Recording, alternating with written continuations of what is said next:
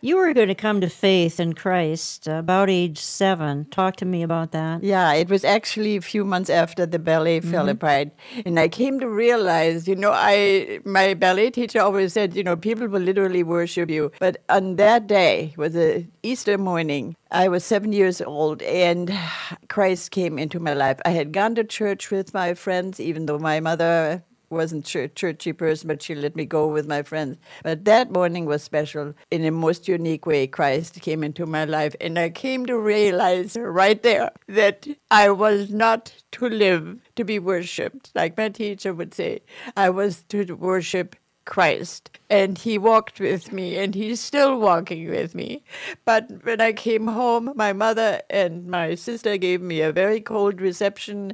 They just brushed it aside as a childish fantasy. Somebody very important was going to come into your life, and we document him. We talk about him all throughout the book. Amazingly, he survived the Holocaust, Pastor Ernst Hornig.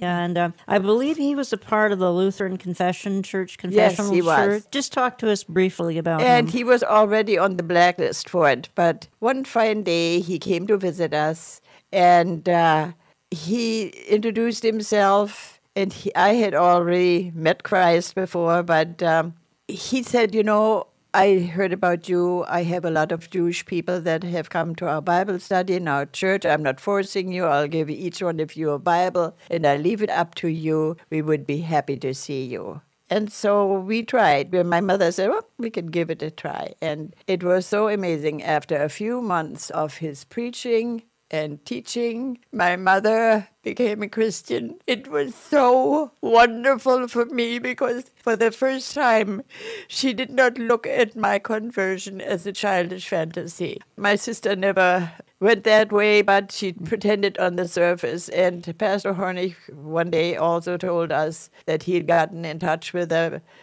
organization that would help us to get to England and get visas and everything. And sure enough, in July of 1939, my sister's visa arrived. And we were told by our organization that ours are on the way, but unfortunately that never happened because the war started. My sister left on the 31st of August, and it's the last train that ever passed the borders. And you and your mother were trapped in Hitler's hell. Exactly. That's why the name of the book.